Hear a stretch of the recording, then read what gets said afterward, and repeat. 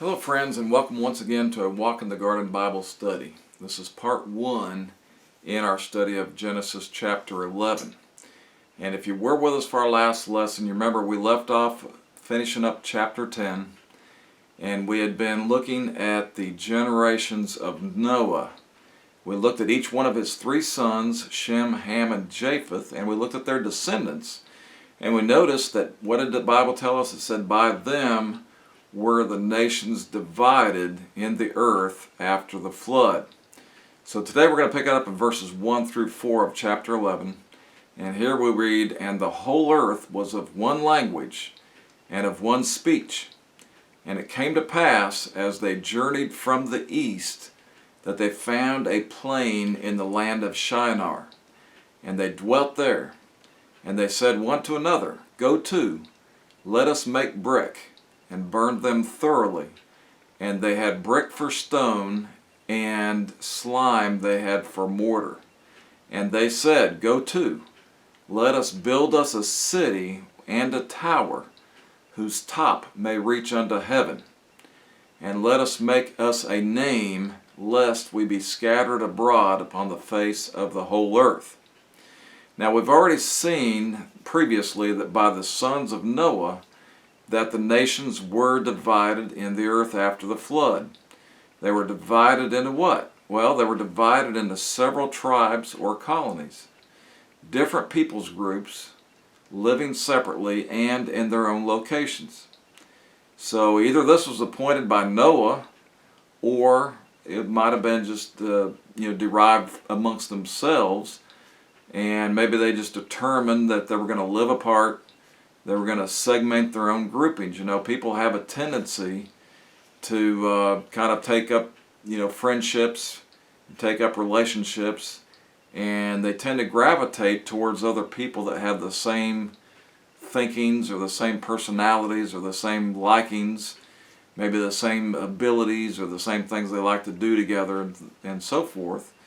And that's what people do. They develop these, what we sometimes call cliques, or sometimes we'd call just, different groupings and different familiar folks that will hang out together. And so they get together and, eventually they separated. They might have created their own little villages or their own just little, you think about some of the big cities back in the immigration days. And just to give an example, like New York City. And there was, many different races of people or different bands of people that came from different countries that migrated to America, but they tended to form their, to kind of associate with their own groups.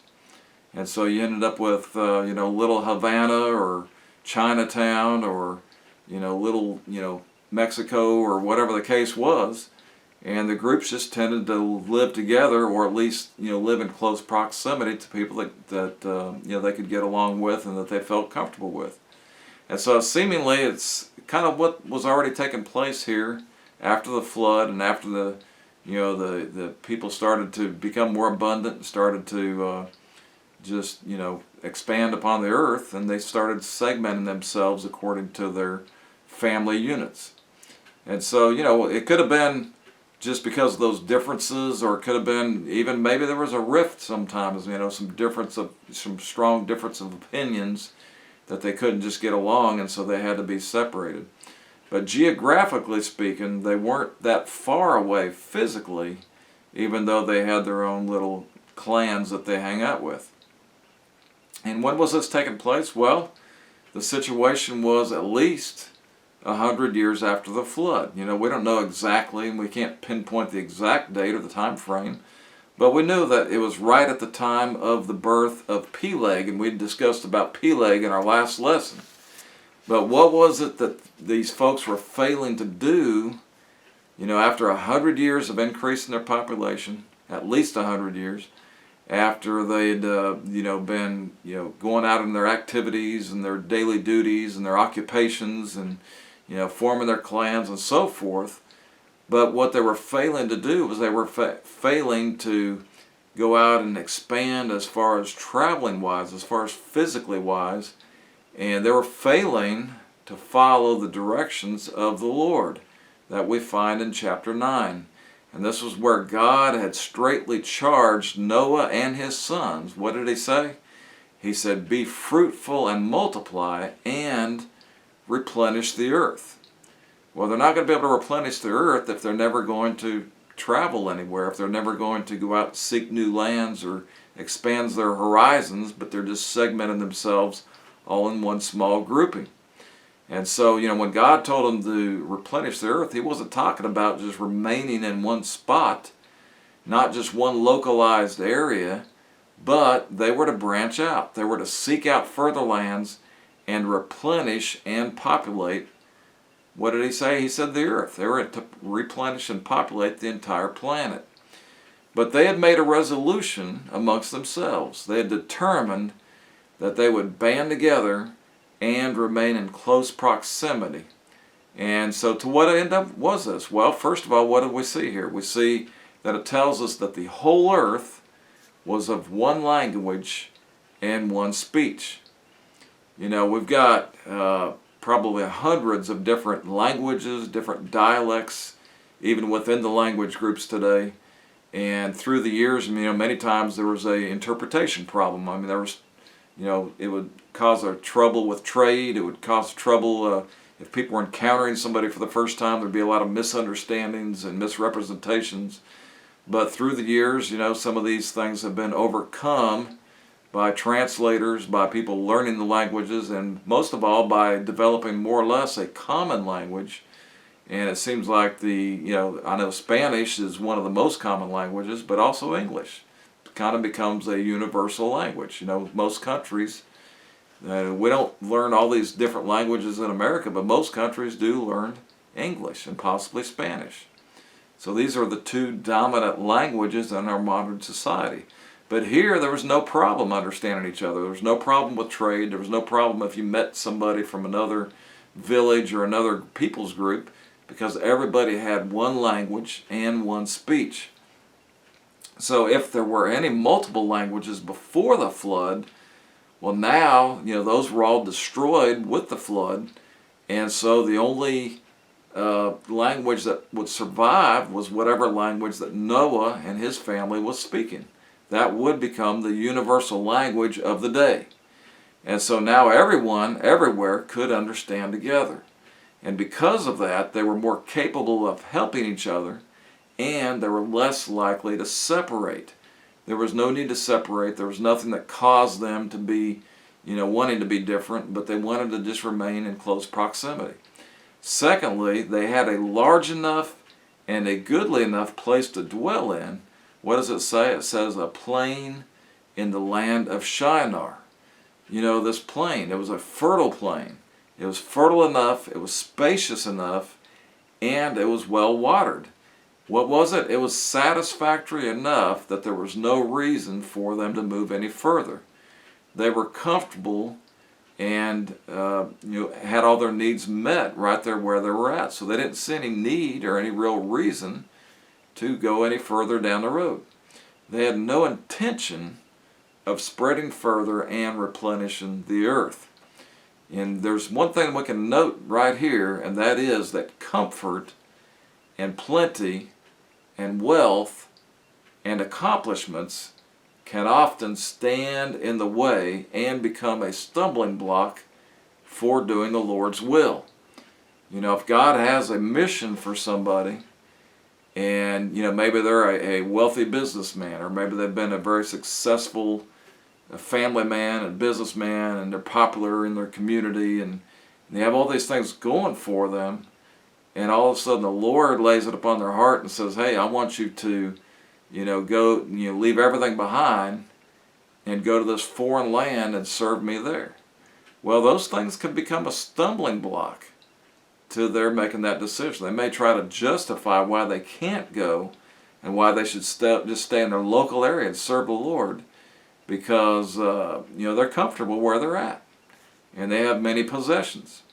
And what did Jesus tell his disciples whenever he met them? Whatever the case was, if they were fishermen, or if they were a lawyer, or if they were whatever their occupations were, he said basically just drop what you're doing, leave everything behind, and follow me, because I have a mission for you to do.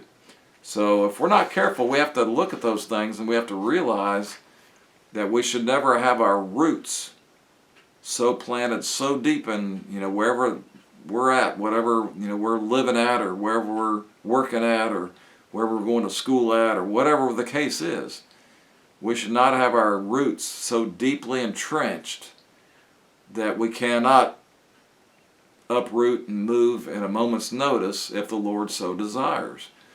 And that includes any stage of our life.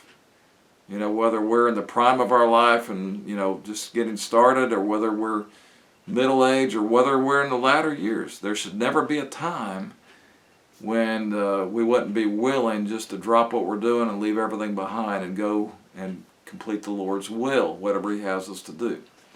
And so what does it say in verse 2 here? It says, and they dwelt there. They began a journey. It says they traveled from the east. So they were beginning to travel. They were beginning a journey. But when they came up upon this land of Shinar, or this plain of Shinar, they just said, well, here's where we're going to stop. This is where we're going to stay. We're no longer going to press on any further forward. Because we've found a place of safety. We've found a place of comfort. And we've found a place that we can accomplish great and mighty things right here. There's no need for us to go any further, even though it was directed by the Lord to do so. And so they settled down. They decided to settle down right there where they were at. And so along their way, along their journey, they came upon this tempting spot to, no longer be a nomad, no longer be a transient, but now they were going to become a permanent city dweller. And this word dwelt here, used in verse 2 where it says, and they dwelt there, is from the Hebrew word yashab, and it literally means to sit down or to abide. In other words, they were planting their roots there with no intention of going any further. In their minds, they had reached their final destination and achieved their final goal. And their traveling days were over. What does it say? It says they dwelt there. And so thusly, what did they do? Well, they were of one speech, they were of one mind, and now they were of one mission. They were going to have one mission. They got the craftsmen together, they got the strong men of their groups together, and they made a general proclamation. They said, well, look, we're one people, we've got one voice, we got one mission, and we need to just, join our forces together, band ourselves together with one common mission, and let's set a course, let's set an occupation, let's set a goal that we can do something to accomplish, not only for ourselves, but to make a name for ourselves, so that we might be well known, not only throughout the earth, but for generations to come. And what did we see back in the pre-flood days and the events that led up to the flood? We saw that there were mighty men and men of renown, men that wanted to make a name for themselves, men that wanted to be known, well known, but they wanted to make a name that they would be remembered for generations to come. And so here we are. The focus is no longer turning towards the Lord, but it's turning upon themselves and what they can do and inside of their own accomplishments. And what did they say? They said, we will build us a city. And so they began their construction plans, and they got a list of materials together that they would need. And we see that a couple of these materials are named specifically, and that's the building blocks of a great construction project. And that would be, in their eyes, it would be the slime and brick. They didn't have the things that we had later on, like mortar, and they didn't have the things that, they didn't use the great strong things that would last for a lengthy time. Maybe they didn't have the knowledge yet, to use actual, or maybe they didn't have the means to cut actual stone. But they found that they could make these bricks by, drying and mixing the materials together and drying them out and making them strong enough to make a building and to build some buildings and to set up camp permanent camp right there in the land of Shinar. And so this slime and brick, this would be the equivalent of, more modern knowledge of, like, if you were using clay and what we talked about before, this adhesive material known as bitumen. They would burn the mixture and make a solid bricks in the place of stones and use them as their building blocks.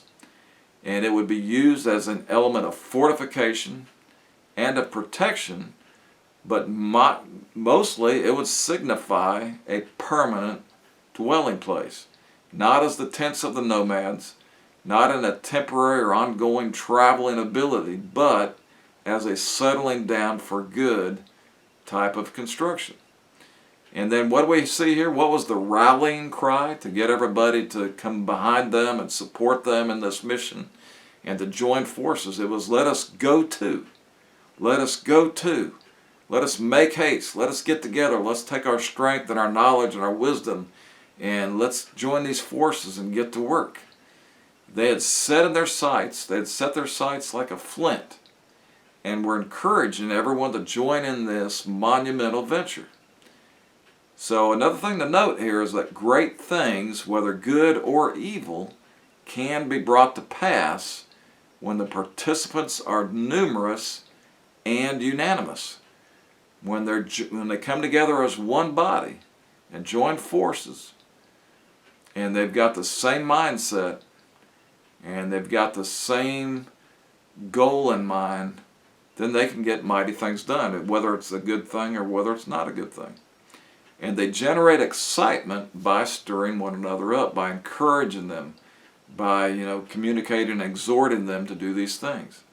And so just as the sinners and estranged of God seek to stir up and encourage folks to do wicked things, so the Christians, conversely, should stir up folks and provoke them unto love and good works. Sometimes the Christians are outdone by the evil and wicked ones of this world because they can get the rallying forces behind them. What do we see in the news all the time? We always see these groups that are always behind these bizarre things, these wicked things, these evil concepts and evil things that they want to accomplish, evil, wicked lifestyles that they want to promote. And somehow they manage to get these groups together. They manage to get people to go up and petition Congress. They manage to get people to stand up and get on the media. And it makes you wonder sometimes, well, where's the Christian voice at? It's out there, but it's just not being heard. It's not out in the limelight. It's not making an impact near as much as sometimes the wicked ones are. And so just as they would seek to encourage and excite and get people rallied up around them, so the Christians should do so as well. And what does the Bible tell us we do? It says tells us that we should provoke people unto love and good works, the good works of the Lord. And a closer look at these building materials that they were using, this slime and mortar that they had, or the slime and brick, is, it's just typical of a man-made project. It's typical of things that just won't last long. We got some things that have kind of held up through the process of time, such as the pyramids, but the majority of things through the years will break down. They will go back to their origination point, and they'll just be long forgotten about. There's been some great and mighty things built in our past history of the world that no longer exist. We only have the memoirs and the stories about them, but we cannot locate them because they no longer are standing as they once did.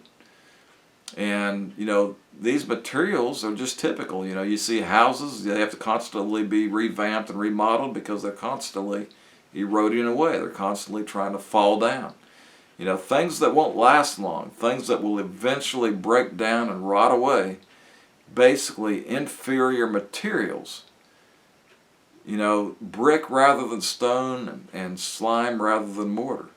And even the great pyramids, with all of their ingenuity and all of their majesty, cannot endure without eroding away. They're constantly being battered by the sands of time. And in spite of the spectacular security and preventative measures that these builders took in building the pyramids, and even the fact that they were ingeniously incorporated with these measures, even these intricacies could not prevent intruders and looters from exploiting their hidden treasures. I mean, they found a way to get in, even with the traps and just the way that they tried to place things to where they could not be located. But what was the purpose of this building project that we're seeing here in Genesis chapter 11? What was the underlying purpose of this city, but not just the city, but of this great monument they're going to build in the middle of the city? This tower that they said would reach even unto heaven. Well, some have suggested that they were concerned of having a safe haven against another possible global flood, in spite of the fact that the Lord had flatly communicated to them that there would not be another flood ever again, global flood. But rather than have faith in God, they would put their trust in their own efforts and abilities. But this really is pretty doubtful theory because, surely rather than building this tower on the plain of Shinar, they would have built it on a higher elevation, or the highest elevation, to get as high as possible, more like on a mountain. But let's make a couple of observations here concerning this tower. First of all, just as their pre-flood counterparts had chosen to do, they were building an object as an affront to God Himself. What does it say? It says a tower whose top might reach unto heaven. It speaks of the defiance towards God, a rebellious spirit that says, no, we won't reach out and go forth, but rather we will go to, as one unit, as one body, with one strength, with one mindset, and with one mission. We're all in this together, God. We're all taking a stand together, shoulder to shoulder, hand in hand, and there's nothing that's going to stop what we're going to plan to do. And they would build it so high that they would be like the Most High. Rather than come to God by His way, they would develop their own way of reaching heaven. And, how does this sound familiar with the modern religions today, or a lot of these cultic groups today, or a lot of these false religions today? They all have their own method, their own manufactured method, their own way, their own opinions, and doing their own things on how they're going to reach where God is. They're going to get to heaven by their own means and their own methods, according to them. And the second thing we see here is that they hoped to make themselves a name. Just as the pyramid builders had hoped to do as well. These great kings and these Egyptian pharaohs of Egypt, they all wanted to make a name for themselves. They all wanted to have a monument that was dedicated to them. And, according to them, they'd be buried deep in this thing with all of their treasures. They'd go into the afterlife and take all their treasures with them. But beyond that, they wanted to have this monument. They kept trying to make them bigger than bigger. And everyone wanted to have the biggest pyramid and to make a name for themselves. But, their names were forgotten about. And their treasures were plundered. And so they really, in their own futile efforts, accomplished nothing. And so here